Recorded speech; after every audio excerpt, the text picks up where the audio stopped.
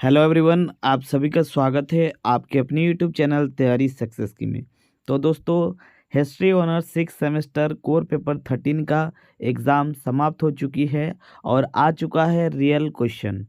दोस्तों, इस वीडियो में हम लोग देखेंगे किस ऑब्जेक्टिव सवाल का उत्तर सही वाला कौन सा है। ठीक है, तो पूरा का पूरा ऑब्जेक्टिव सवालों को देखेंगे, साथ ही साथ इम्पोर्टेंट सवालों को भी देखेंगे कि कौन कौन सा CC13 में सवाल पूछा गया है और CC14 के बारे में भी डिस्कस करेंगे।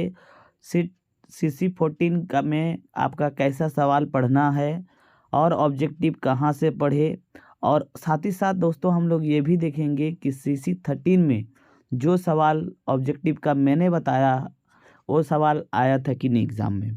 तो बहुत कुछ जानकारी मिलेगा दोस्तों इस वीडियो में, आप लोग वीडियो को पूरा देखते रहिएगा। तो दोस्तों, जैसे कि आप लोग को पता है कि ये जो एग्ज़ाम है आज ही आप लोग का हुआ है। आज है 13 अक्टूबर 2023। ठीक है, तो 70 मार्क्स का था। ये सब अभी बताना उतना ज़रूरी नहीं है दोस्तों, मैं समझता हूँ आप लोग जानते ही हैं। अब दोस्तों, सेक्शन ए में इस बार ऑब्जेक्टिव पूछा गया था और ऑब्जेक्टिव में दोनों फॉर्मेट मिला जुला कर था, यानी आपका ट्रू फॉल्स का फॉर्मेट भी था और आपका ऑब्जेक्टिव का फॉर्मेट भी था। ठीक है, तो पहले जो सवाल था वो कुछ ऑब्जेक्टिव था, उसके बाद ट्रू फॉल्स जैसा था। ठीक है, तो चलिए हम लोग पहले प्रश्न के साथ इस वीडियो को शुरुआत करते हैं। दोस्तों, पहला प्रश्न था, स्वतंत्र भारत का पहला प्रधानमंत्री कौन था। दोस्तों, ये सवाल किसी को बताने लायक नहीं है और मुझे तो ये समझ में नहीं आता है कि ग्रेजुएशन फाइनल ईयर का पेपर में ये सवाल क्यों पूछा गया था। थोड़ा मतलब लेवल बढ़ा करके देना चाहिए था। इतना इजी सा सवाल है, इसको बताने का भी कोई ज़रूरत नहीं है। इसका आंसर हो जाएगा पंडित जवाहरलाल नेहरू। ठीक है, पहला पूछा गया था।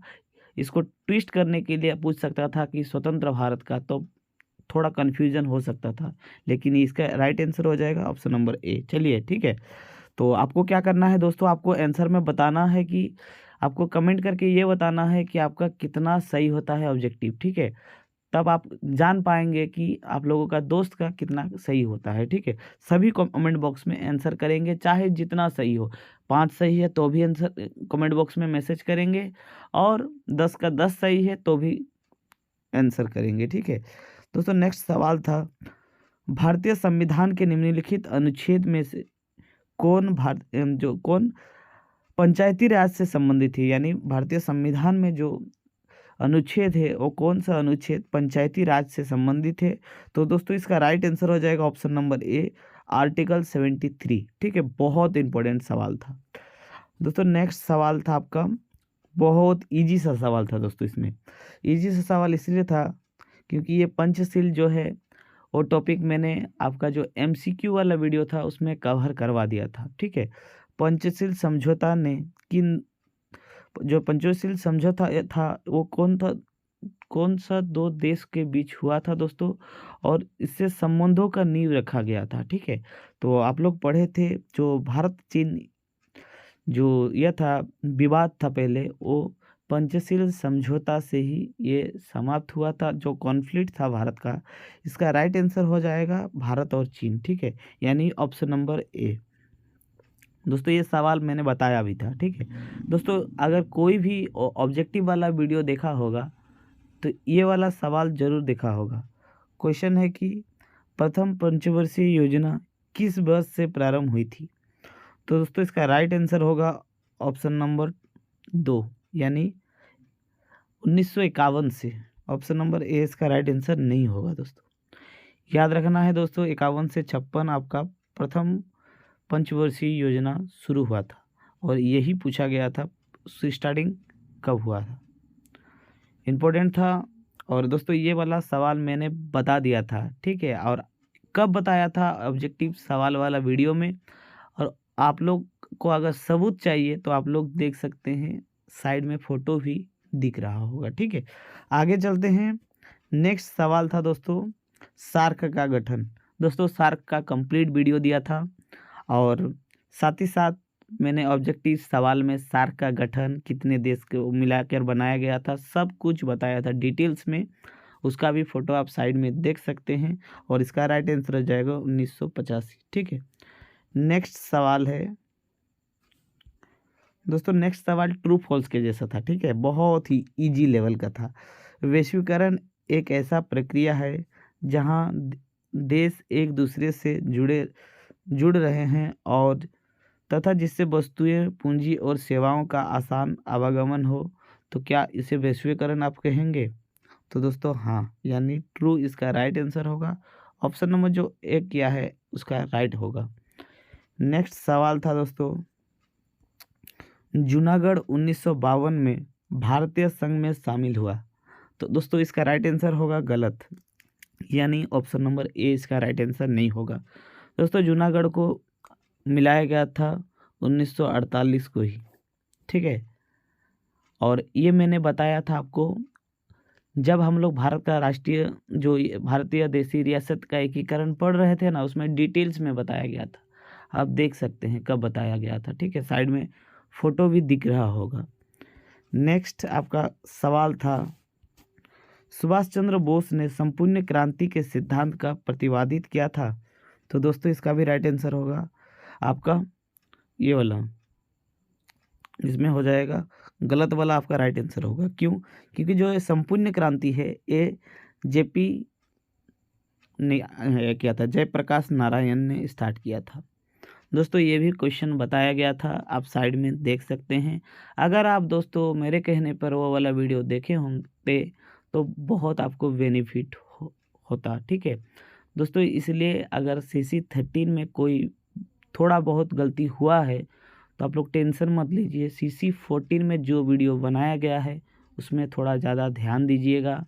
उसका ऑब्जेक्टिव सवाल वाला वीडियो आज ही अपलोड हुआ है, तो उसको भी देख सकते हैं। वीडियो कहाँ मिलेगा? इसी वीडियो के डिस्क्रिप्शन में, और साथ ही साथ मैं अब उसका फ़ोटो भी लगा दे रहा हूँ। फ़ोटो आपको ऐसा दिखने मिलेगा, वही वाला वीडियो है। ठीक है, आपको बहुत जगह से मिल सकता है। आप अगर टेलीग्राम में ग्रुप में ज्वाइन है तो टेलीग्राम से भी मिल सकता है, और इसका ग्रुप का जो लिंक है मैं डिस्क्रिप्शन में दे दूँगा। दोस्तों नेक्स्ट था आपका, भारतीय संविधान की प्रस्तावना में यह कहा गया है कि भारतीय की संविधान अपना अधिकार भारत के लोगों से प्राप्त करता है। तो दोस्तों ये गलत है। ठीक है, यानी फॉल्स इसका राइट आंसर होगा। दोस्तों नेक्स्ट सवाल था, जब भारत आज़ाद हुआ था तो हैदराबाद सबसे बड़ा रियासत था। तो दोस्तों इसका आंसर होगा राइट। दोस्तों ये भी मैंने जब भारत का देशी रियासतों का एकीकरण पढ़ाया था तो बताया था कि हैदराबाद सबसे बड़ा ये था, और हैदराबाद का जो बादशाह यानी शासक था उसको निज़ाम कहा जाता था। कितना आबादी था वो भी बताया, कितना वर्ग मील का था वो भी बताया गया था, और सबसे बड़ा था वो भी तो क्लियर बताया गया था फर्स्ट वर्ड में ही। ठीक है, तो इसका राइट आंसर हो जाएगा सही। ठीक है, नेक्स्ट दोस्तों आपका जो सेक्शन था उसमें ऑब्जेक्टिव सवाल तो ख़त्म हो गया था। ठीक है, इसमें आपका था शॉर्ट टाइप का। ठीक है, शॉर्ट टाइप में पहला जो सवाल आपका पूछा गया था, माउंटबेटन योजना क्या है, उसकी मुख्य प्रावधान क्या क्या था। यानी आपको संविधान का जो किस प्रक्रिया से होकर के गुजरना पड़ा भारत विभाजन वाला, वो भी लिखते तो आपका सही होता। ठीक है, नेक्स्ट आपका था, भारतीय संविधान कब अपनाया गया था, यानी साल को लेकर के संविधान सभा को लेकर के आपको लिखना था। भारतीय संविधान की कोई 3 विशेषताएं, बहुत ईजी सा सवाल था दोस्तों, और ये मैंने बताया था कि संविधान की विशेषताएं आपको पढ़ के जाना है। ठीक है, क्योंकि संविधान की विशेषताओं में बहुत आसान सा क्या पढ़ना पड़ता, मौलिक अधिकार क्या है, मौलिक अधिकार के बारे में आप बता देता, नागरिकता के बारे में बता देते, DPSP यानी जो आपका राज्य के नीति निर्देशीय तत्व है वो बता सकते थे।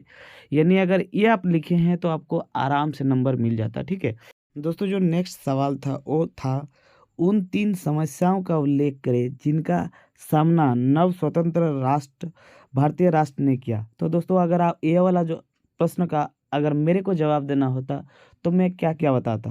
दोस्तों सबसे पहला जो दिक्कत था वो था सांप्रदायिक दंगा। ठीक है, सांप्रदायिक दंगा स्टार्ट हो चुका था। ठीक है, दूसरा होगा दोस्तों, भारत के लिए सबसे बड़ा जो चैलेंजिंग था वो शीत युद्ध वाला माहौल था। जो पूरा देश था यानी विश्व था वो पूरा 2 गुटों में बाँट रहा था, ठीक है? और 2 गुटों में बढ़ रहा था, तो सबसे पहले ये जो भारत के सामने ये समस्या था, ये कौन-सा गुट को सेलेक्ट करता है, ठीक है? ये समस्या आप लिख सकते थे। दूसरा समस्या आप कह सकते थे कि पाकिस्तान लगातार जम्मू कश्मीर पर आक्रमण कर रहे थे, और फिर अगर आपको ये भी नहीं आपको मतलब अच्छा लगा, तो दूसरा पॉइंट लिख सकते थे कि देशी रियासतों का एकीकरण सबसे बड़ा समस्या था। तो यही सब टॉपिक के ऊपर आपको लिखना था, थोड़ा-थोड़ा आराम से लिख सकते थे।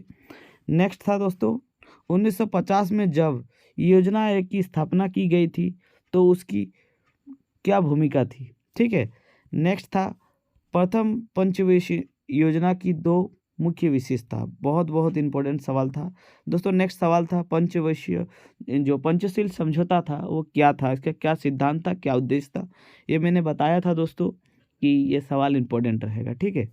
नेक्स्ट सवाल था आज़ादी के बाद देश को भाषाई आधार पर बाँटने में अनिच्छा क्यों थी? यानी अनिच्छा मतलब इच्छा क्यों नहीं था कि भाषा के आधार पर बाँटा जाए, और वह क्यों बाँटा गया भाषा के आधार पर और कब बाँटा गया, इसके बारे में आप संविधान के ही थोड़ा-सा मतलब नीचे आपको देखने को मिल जाएगा, ठीक है?